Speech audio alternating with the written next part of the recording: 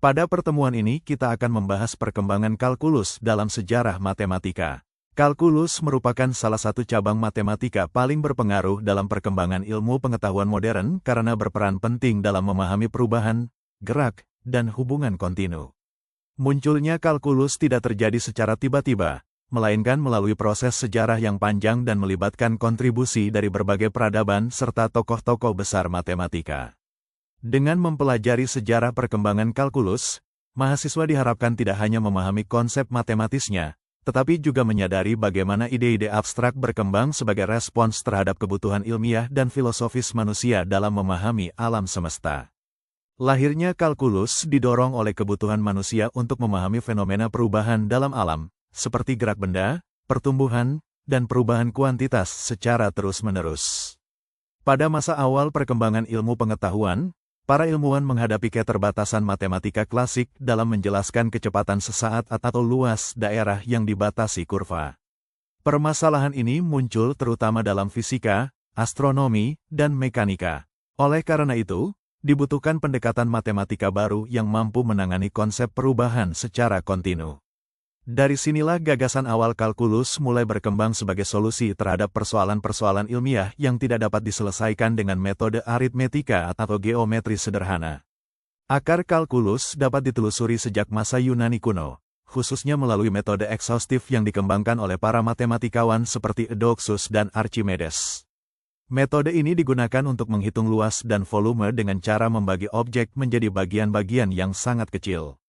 Archimedes, misalnya, berhasil menentukan luas lingkaran dan volume bola menggunakan pendekatan tak hingga. Meskipun belum mengenal konsep limit secara formal, pendekatan ini menunjukkan pemikiran awal tentang proses mendekati nilai tertentu. Oleh karena itu, metode eksaustif sering dianggap sebagai cikal bakal konsep limit dalam kalkulus modern. Konsep limit merupakan fondasi utama dalam kalkulus.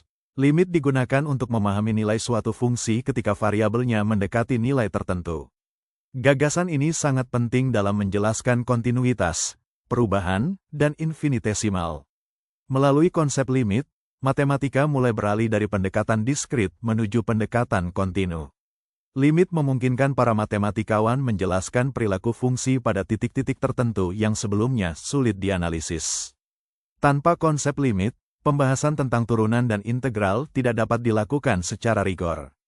Oleh karena itu, limit menjadi jembatan penting antara matematika klasik dan kalkulus modern. Sebelum kalkulus diformalkan, beberapa matematikawan telah mengembangkan gagasan-gagasan penting yang mengarah pada lahirnya kalkulus. Pierre de Fermat, misalnya, mengembangkan metode untuk menentukan nilai maksimum dan minimum suatu fungsi. Isaac Barrow mengkaji hubungan antara luas daerah dan kemiringan kurva. Upaya-upaya ini menunjukkan adanya keterkaitan antara konsep diferensiasi dan integrasi. Para perintis ini belum menggunakan simbol kalkulus modern, tetapi pemikiran mereka menjadi fondasi penting dalam perkembangan selanjutnya. Masa ini menandai transisi dari matematika klasik menuju pendekatan analitis yang lebih sistematis. Isaac Newton mengembangkan kalkulus dalam konteks fisika, khususnya untuk menjelaskan gerak dan gravitasi. Ia memperkenalkan konsep fluxions, yaitu laju perubahan suatu besaran terhadap waktu. Dalam pandangan Newton, kalkulus merupakan alat untuk memahami dinamika alam semesta.